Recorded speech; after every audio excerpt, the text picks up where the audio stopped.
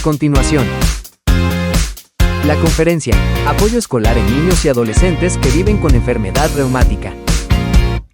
A cargo del Dr. Rubén Cutica desde Argentina. Únete a la conversación con el hashtag Caminemos Juntos. Recuerda hacer tus preguntas en el chat.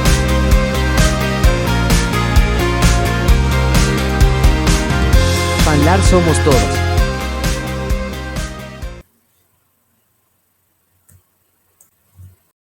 Buenos días a todos y gracias por estar presentes y muchas gracias a los organizadores de Panlar por invitarme a participar en esta sesión. Vamos a conversar un poquito sobre el apoyo escolar y la necesidad de la escuela, la importancia de la escuela en los pacientes con enfermedades reumáticas.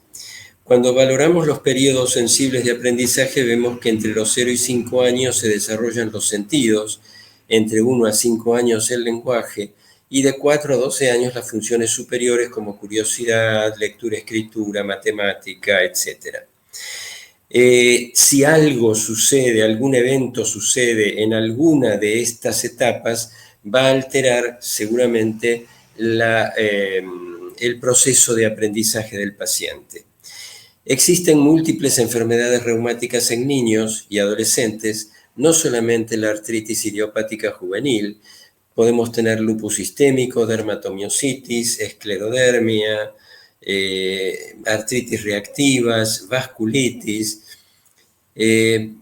Múltiples son las enfermedades que pueden tener los niños y que pueden afectar su escolaridad. Cuando evaluamos el cerebro de un niño, vemos que tiene una gran capacidad para aprender.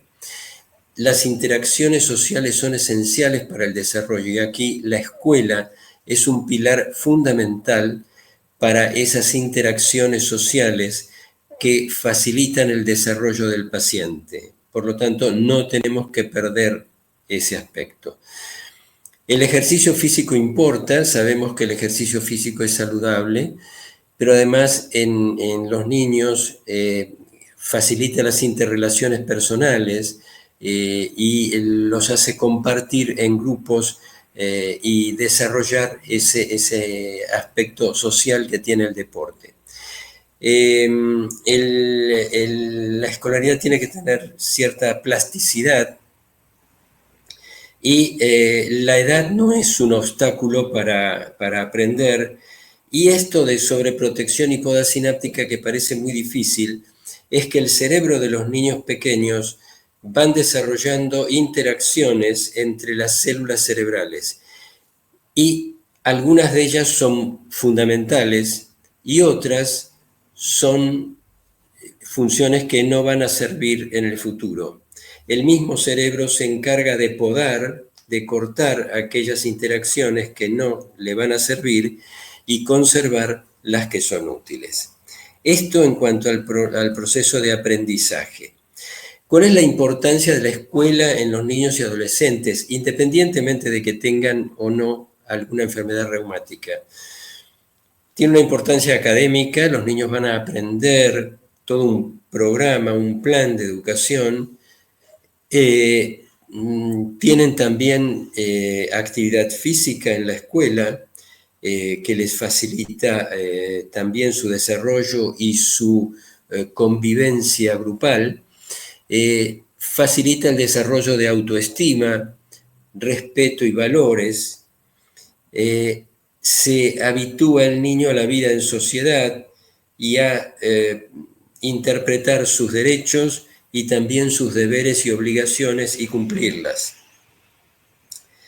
Es una preparación para la vida adulta, el trabajo y la independencia personal. O sea que lo que tenemos que apuntar nosotros con la escuela es a que el niño progresivamente se vaya haciendo independiente, aún en presencia de una enfermedad.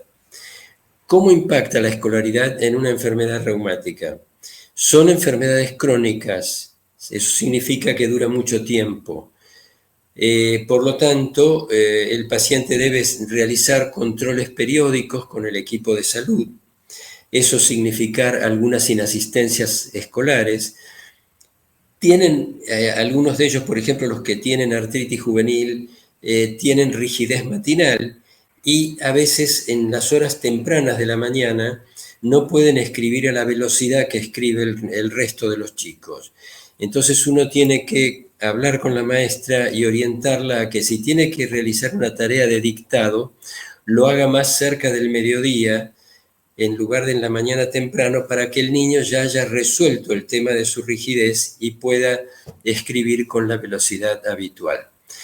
Tienen compromiso musculoesquelético que pueden afectar su movilidad, ya sea por falta de fuerza muscular o por limitación del movimiento de las articulaciones. Algunas enfermedades reumáticas tienen manifestaciones sistémicas. Interpretamos por sistémicas un compromiso general del organismo con fiebre, decaimiento, mal estado general, compromiso de algunos órganos internos, como puede ser el riñón, el pulmón. Entonces deberemos adaptar a ese paciente, al momento en que está la enfermedad de ese paciente, a la escuela. No debería tener problemas de aprendizaje por la enfermedad reumática. La enfermedad reumática no condiciona el problema de aprendizaje, pero ¿qué puede condicionar la enfermedad reumática? Puede condicionar que su cronicidad pueda generar factores emocionales y esto afectar por factores emocionales, afectar la escolaridad. Debemos cambiar la palabra exclusión por inclusión. Esto es fundamental. Tenemos que incluir a todos los niños.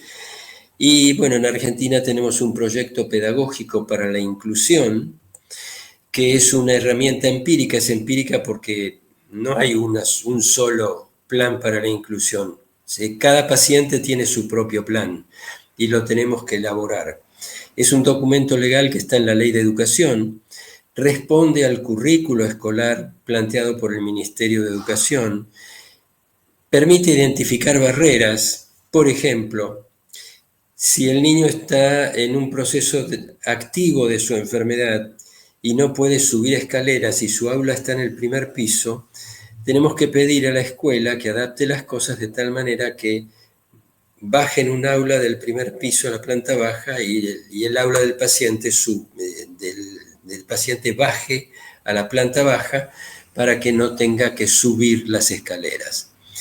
Es un proceso de co-construcción que se hace entre el paciente, la familia, el equipo de salud, el docente y la comunidad escolar toda. Y requiere el consentimiento de la familia. Es un programa flexible que se adapta a cada tipo de limitación que pueda tener el paciente, se realiza por áreas, abarca todos los niveles de la escolaridad, se puede complementar con figuras de apoyo a la inclusión como psicopedagogos, psicología,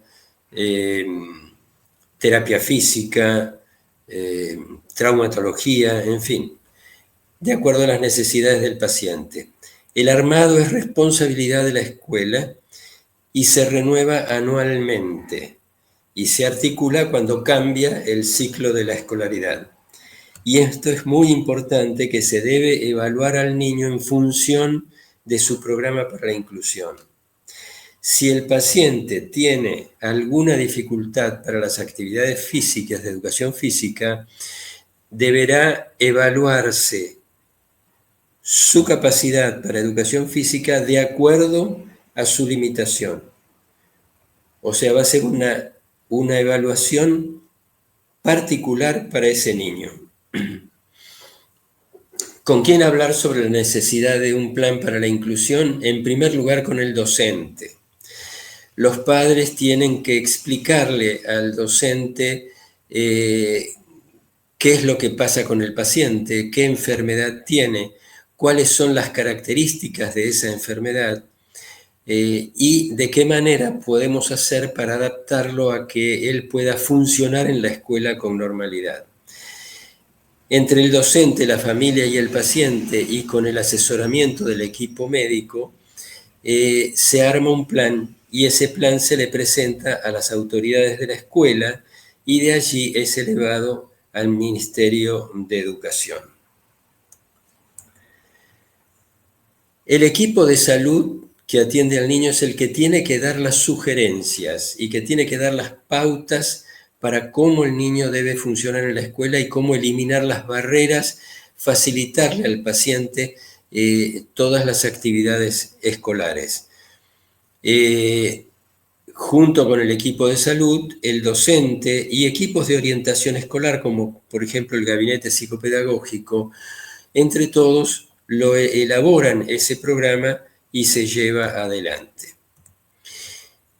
La participación del equipo de salud en el desarrollo del plan para la inclusión, el equipo debe dar la orientación y debe evaluar al paciente de acuerdo al grado de actividad de la enfermedad, el grado de capacidad funcional, o sea, el estado de su enfermedad.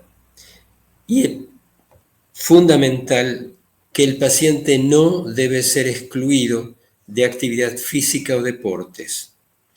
Si está en un momento con la enfermedad activa y no puede practicar el deporte o practicar la actividad física porque tiene alguna limitación para correr o tiene dolor con la movilización, entonces en ese momento el paciente participará junto con el profesor de educación física en los controles de tiempos, en ayudarlo al profesor con sus actividades, pero no a desarrollar la actividad física. En el menor tiempo posible, cuando el paciente pueda, se lo tiene que ir incluyendo progresivamente en las actividades habituales de la educación física y del deporte. Desde ya que el deporte fundamental para los niños con enfermedades reumáticas es la natación. Como conclusión, entonces, la comunidad escolar es un pilar fundamental en el manejo de un niño o adolescente que padezca una enfermedad reumática y es indispensable para su desarrollo. Por lo tanto, debemos lograr entre el equipo de salud, la familia y el equipo docente, debemos lograr que ese niño que tiene una enfermedad reumática cumpla con la escolaridad normal y con todas las actividades escolares de la forma más normal y completa posible. La comunicación entre el equipo de salud, el paciente y su familia y la escuela es fundamental. O sea, tiene que haber comunicación. El equipo de salud tiene que hablar con los docentes y tiene que explicarles el estado en que se encuentra el paciente y cómo resolver los problemas que le dificulten cumplir con el plan de educación. Es una comunicación constante. Entonces, es muy importante que los padres entiendan esto y que faciliten ellos la comunicación entre el equipo de salud y la comunidad escolar. Muchas gracias por su atención y así para cerrar muestro este cuadro de Matisse que cuando uno lo mira lo primero que surge a la vista es la variedad de colores. Hay tal diversidad de colores que parecen infinitos. Bueno, esa misma diversidad la vemos en los pacientes. No hay un paciente igual a otro y por lo tanto los planes para que el paciente pueda cumplir con la escolaridad tienen que ser individuales para cada paciente y consensuados entre el equipo de salud, la familia, el paciente y la escuela.